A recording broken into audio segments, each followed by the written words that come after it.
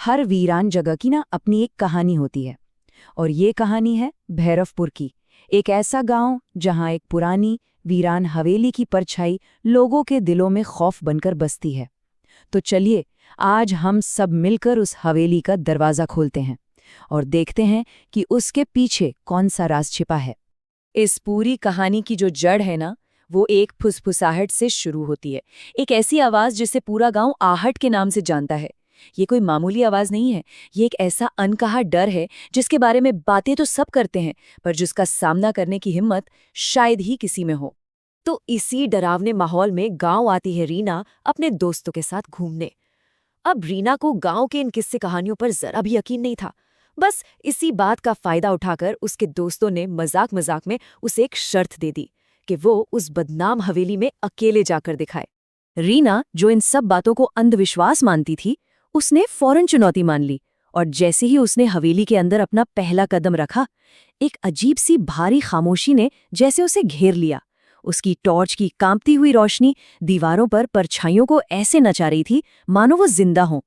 और फिर हवेली के उस गहरे सन्नाटे में कुछ ऐसा हुआ जिसका किसी को भी अंदाजा नहीं था। वो पहली अनहोनी घटना जो आने वाले खौफ की बस एक छोटी सी झलक थी। अचानक रीना की नजर दीवार पर गई। उसकी परछाई के ठीक बगल में एक और परछाई थी जो हिल रही थी।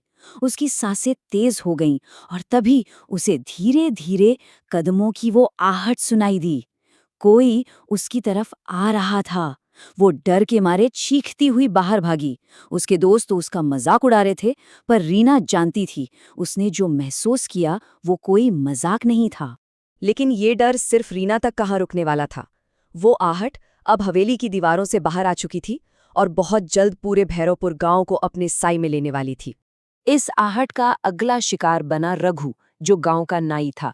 एक रात जब वो देर से अपने घर लौट रहा था, तो उसका सामना उसी अनदेखी ताकत से हुआ। रघु के सामने अचानक एक सफेद साया आकर खड़ा हो गया, जिसकी आंखें हरी चमक रही थीं, और एक बर्फीली सर्द आवाज उसके कानों में गूंजी। रघु, तेरा समय आ गया है, तू बच नहीं पाएगा। ये शब्द उसके जहन में हमेशा के लिए जम गए। अगले दिन जब गांव वालों को रघु मिला तो वो अपनी सुध-बुध खो चुका था। वो पागलों की तरह बस एक ही बात दोहरा रहा था, आहट मुझे ले जाएगी, आहट मुझे ले जाएगी। अब ये बिल्कुल साफ हो गया था कि ये कोई वहम नहीं है, बल्कि एक जानलेवा खतरा गांव पर मंडरा रहा है। तो अब कहानी में एंट्री होती है अनिरुद्ध की, गांव का स्कूल टीचर। एक ऐसा इंसान जो तर्क और विज्ञान में विश्वास रखता है और भूत प्रेत की बातों को बकवास समझता है। एक रात वो भी इत्तेफाक से हवेली के पास से गुजर रहा था। उसे लगा जैसे कोई भारी जूतों से उसके पीछे पीछे चल रहा है। उसने पलट कर देखा तो सड़क एकदम सुनसान थी, और तभी उसके कान के बिल्कुल पास कोई फुसफुसाया, तू बच नहीं पाएगा। बस उस एक पल ने सब कुछ बदल दिया। जो इंसान तर्क की बातें करता था, वो अनिरुद्ध भी अब रात में अकेले घर से निकलने में डरने लगा था। ये इस बात का सबसे बड़ा सबूत था कि आहट सिर्फ एक आवाज नहीं थी, ये एक ऐसा खौफ था जो सबसे मजबूत दिमाग को भी तोड़कर रख सकता था। अब जब डर गांव की गलियों में खुलेआम घूमने लगा, तो बात पुलिस तक तो पहुंचनी ही थी। तो एंट्री होती है डीसीपी अरविंद की, और यहीं से शुरू होती है इस राज की तह तक जाने की एक बहुत ही खतरनाक कोशिश। डीसीपी अरविंद भी इन सब किस्सों को अंधविश्वास कहकर टाल देते हैं, और इसे साबित करने के लिए वो अकेले ही उस हवेली में घुस जाते हैं। उन्हें भी सीढ़ियों पर कदमों की आहट सुनाई देती है, कंधे पर एक बर्फीला हाथ महसूस होता है, लेकिन जैसे ही वो पलटते हैं वहां कोई नहीं होता। और फिर एक बिल्कुल साफ आवाज उन्हें सीधी चुनौती देती है, तू सच जानना चाहता है तो तहखाने में उतर। ये कोई वहम नहीं था, ये एक सीधा बुलावा था हवेली के दिल में छिपे उस राज को जानने का। अब तक ये साफ हो चुका था कि ये आहटें अपने आप बंद नहीं होने वाली। रीना, खौफ से गुजर चुके टीचर अनिरुद्ध और बाकी लोग मिलकर डीसीपी अरविंद को मनाते हैं कि उन सबको एक साथ उस हवेली के तहखाने में जाना ही होगा। उनका मिशन एक था, आज रात इस राज से पर्दा उठाना है।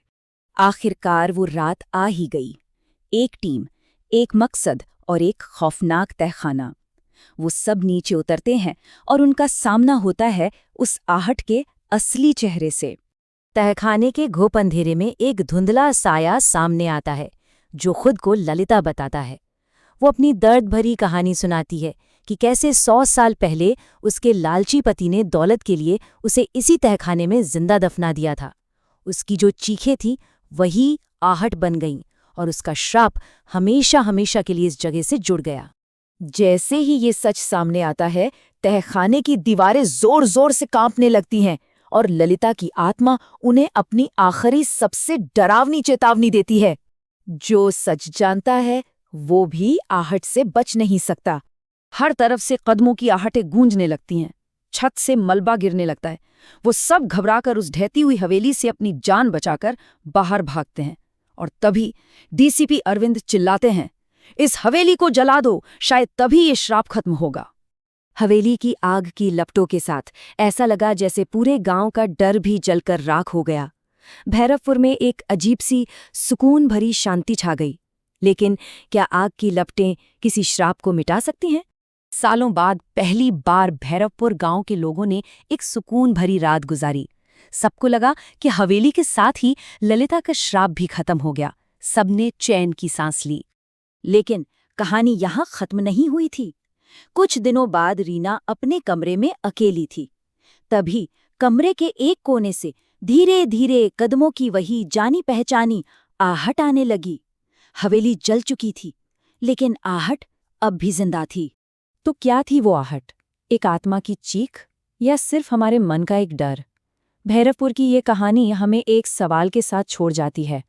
क्या डर का साया अगर एक बार मन में बस जाए तो वो कभी पीछा छोड़ता है? शायद आहट किसी जगह में नहीं थी। शायद वो खुद एक डर है, जिसे एक बार सुन लेने के बाद वो हमेशा आपके साथ चलता है।